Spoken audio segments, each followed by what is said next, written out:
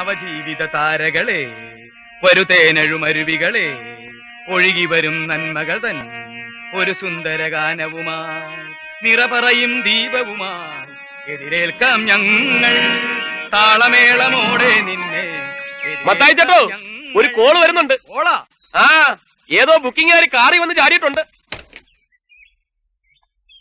ഇവരെയാര് കാറി കയറ്റിയത്? ഇറങ്ങി വന്നാട്ടെ.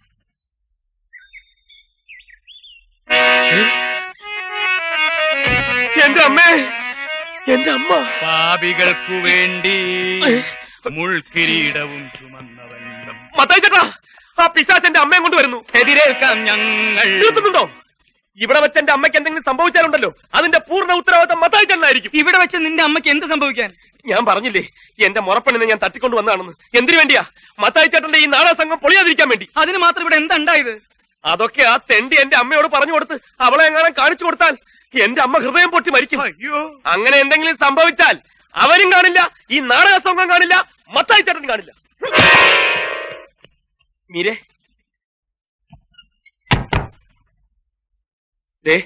നിന്നെ സഹായിക്കാൻ നടന്നതിന് ഇപ്പൊ ഞാൻ അപകടത്തിൽപ്പെട്ടിരിക്കുന്നത്. ആ ദുഷ്ടം പോയി ഹൃദ്രോഗിയായ എന്റെ അമ്മയെ വിളിച്ചോണ്ട് വന്നിരിക്കുക.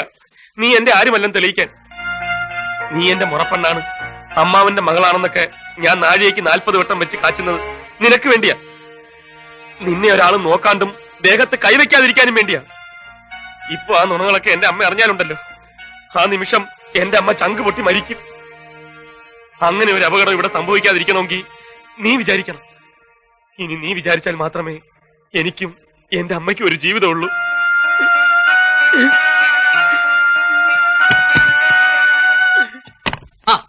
അമ്മയുടെ പുന്നാരപ്പൻ ചോദിക്കും. അയ്യോ അമ്മയാ, അമ്മ ഇതപ്പോ വന്നു. തൊട്ടുപോരുത് അമ്മ, ഇത് ഞാനാ, ഗോപാലകൃഷ്ണൻ. ഏതാടാ അവള്? എവള്? നീ ഇവിടെ കൊണ്ടുവന്ന് നിർത്തിയിരിക്കുന്ന ആ പെണ്ണ് ഏതാന്ന്? ഇതങ്ങനെ കുഴപ്പമുള്ള പെണ്ണൊന്നല്ല, നിങ്ങളുടെ ആങ്ങളയുടെ ഇവന്റെ അമ്മാവന്റെ മോളെ. അമ്മ എല്ലാം ഞാൻ പറയാം. നീ ഒന്നും പറയണ്ട. എനിക്കില്ലാത്ത ഏത് ആങ്ങളയുടെ ഏത് മകളാണെന്ന് പറഞ്ഞാ മതി. ഏതമ്മാവന്റെ ഏത് മോള്? അമ്മ അമ്മാവനും തമ്മിൽ എന്തെങ്കിലും പ്രശ്നം ഉണ്ടെങ്കിൽ ഇവരതൊക്കെ അറിയണോ? ഇതൊക്കെ നമ്മുടെ കുടുംബകാര്യങ്ങളല്ലേ. അമ്മ വന്നേ, ഏതമ്മാവന്റെ ഏത് മോള്? അയ്യോ, നിനക്ക് ഞാൻ വെച്ചിട്ടുണ്ട പന്നി. ഈ അമ്മയുടെ ഒരു കാര്യം ശരിയാക്കി തരാട്ടാ. ശരിയാണ്, അമ്മയുടെ മകൻ ഒരു തെറ്റ് ചെയ്തു. അമ്മ അറിയാണ്ട് ഞാനൊരു പെൺകുട്ടിയെ സ്നേഹിച്ചു പോയി. ഒരു വലിയ കോടീശ്വരന്റെ കോടീശ്വരിയായ ഒറ്റ മകളെ. ഒടുവിൽ മറ്റൊരു കോടീശ്വരന്റെ മകനുമായി അവളുടെ കല്യാണം നിശ്ചയിച്ചപ്പോ അവൾ ആത്മഹത്യ ചെയ്യാൻ ഒരുങ്ങിയപ്പോ എനിക്ക് മറ്റു മാർഗമില്ലാണ്ടായി പോയമ്മേ. അവളുടെ ജീവൻ രക്ഷിക്കാൻ വേണ്ടി അവളെ ഞാൻ ഇങ്ങോട്ട് കൂട്ടിക്കൊണ്ടുപോന്നു. എന്റെ മുറപ്പെണ്ണാണെന്ന് നുണ പറഞ്ഞ് അവളെ ഇവിടെ താമസിപ്പിക്കേണ്ടിയും വന്നു. ഇതൊക്കെ അമ്മയോട് വന്ന് പറഞ്ഞാൽ അമ്മ ക്ഷമിക്കുമെന്നും അവളെ സന്തോഷത്തോടെ സ്വീകരിക്കുമെന്നും എനിക്കറിയാമായിരുന്നു. അതിനൊക്കെ സമയമാവട്ടെ എന്ന് വെച്ച് കാത്തിരിക്കുകയായിരുന്നു. പക്ഷെ അതിനു മുമ്പ് ഇനിയിപ്പോ അമ്മ എല്ലാം അറിഞ്ഞു പോയ സ്ഥിതിക്ക് എനിക്കൊന്നും പറയാനില്ല. ഇനി ഞാൻ എന്തൊക്കെ പറഞ്ഞാലും അതൊക്കെ കള്ളമായിട്ടേ അമ്മയ്ക്ക് തോന്നും. അതുകൊണ്ട് വേണ്ട, ഞാൻ അവളെ പറഞ്ഞു വിട്ടേക്കാം. അവൾ പോയി ജീവിക്കുകയോ മരിക്കുകയോ എന്ത് വേണമെങ്കിലും ചെയ്തോട്ടെ. എനിക്ക് എന്റെ അമ്മയാണ് വലുത്. അമ്മയുടെ മനസ്സ് വേദനിക്കുന്ന ഒന്നും അമ്മയുടെ മകൻ ചെയ്യില്ല. മീരേ, മീരേ, നിന്റെ പെട്ടിയും ബാഗൊക്കെ എടുത്തോ, പുറപ്പെടാം. ഇനി നീ ഇവിടെ താമസിക്കണ്ട. കാരണം എന്റെ അമ്മയ്ക്ക് നിന്നെ ഇഷ്ടമല്ല. അമ്മയ്ക്ക് ഇഷ്ടമില്ലാത്ത ഒന്നും ഞാൻ ചെയ്യില്ല. എളുപ്പമാവട്ടെ. വീട്ടിലോ ബസ് സ്റ്റാൻഡിലോ എവിടെയാണെന്ന് വെച്ചാൽ ഞാൻ കൊണ്ടാക്കാം. മോനെ,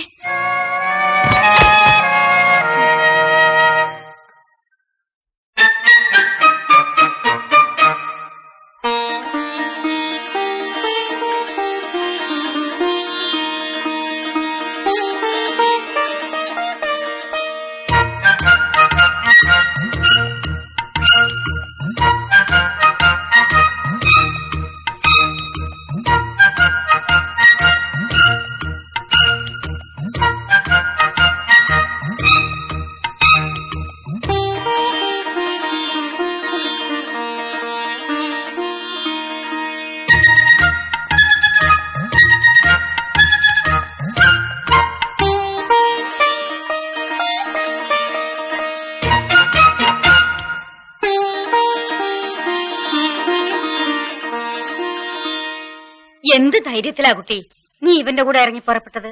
അതും ആണുങ്ങൾ മാത്രമുള്ള ഒരു വീട്ടിൽ വന്ന് വെറും കഴുത്തായിട്ട് താമസിക്കുക. ചീത്തപ്പേരുണ്ടാവാൻ വേറെ വല്ലതും വേണോ? ദേ, നിങ്ങളോട് രണ്ടുപേരോടോ പറയുന്നത്, ഇനി ഇവളെങ്ങനെ ഇവിടെ നിർത്താൻ പറ്റില്ല. എത്രയും പെട്ടെന്ന് അവനെ കൊണ്ട് അവളെ കഴുത്ത് താലിയേറ്റിപ്പിക്കണം. അതെ, ഈ അധികം നീട്ടിക്കൊണ്ട് പോണില്ല. അമ്മ പറഞ്ഞാ പിന്നെ അതിനപ്പുറം ഇല്ല. ഏറ്റവും അടുത്ത മുഹൂർത്തത്തിൽ ഇവന്റെയും ഇവരുടെയും കല്യാണം. കംപ്ലീറ്റ് ചെലവും ഈ എന്റെ വക.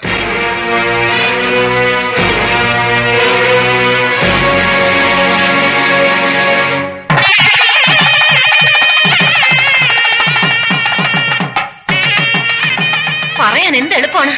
കഴുത്തിൽ താലി കെട്ടിയാണോ നാടകം കളിക്കുന്നത്? അതുകൊള്ളാം. മീരയുടെ പറച്ചിൽ കേട്ടാത്തൊന്നും മീരയ്ക്ക് മാത്രമേ പ്രശ്നമുള്ളൂ. ഈ താലി കെട്ടുന്ന എന്റെ ജീവിതമോ? അതെന്താ മീര മനസ്സിലാക്കാത്തത്?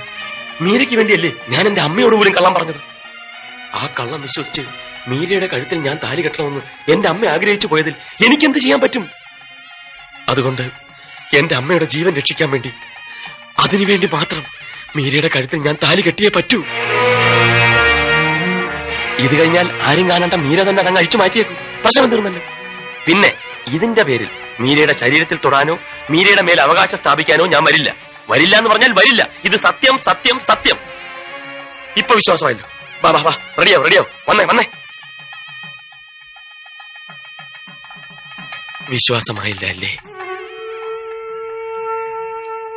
ഞാൻ നിനക്ക് വേണ്ടി ചെയ്തിട്ടുള്ള കാര്യങ്ങളിൽ ഏതെങ്കിലും ഒരെണ്ണം ഒരു ചെറിയ ഉപകാരമായിട്ടെങ്കിലും നിനക്ക് തോന്നിയിട്ടുണ്ടെങ്കിൽ ഞാൻ പറയുന്നത് നീ വിശ്വസിക്കണം. ഇതിൽ കൂടുതൽ പറയാനൊന്നും എനിക്കറിയില്ല. വളഞ്ഞ വഴികളൊന്നും ഞാൻ ശീലിച്ചിട്ടുമില്ല. മീരെ, സ്വന്തം മകന്റെ താലികെട്ട് കാണാൻ കൊതിച്ചു വന്ന ഒരു അമ്മയുടെ മൃതശരീരം കാണാനുള്ള ഗതികേട് എനിക്കുണ്ടാക്കരുത്. അത്രമാത്രമേ എനിക്ക് പറയാനുള്ളൂ.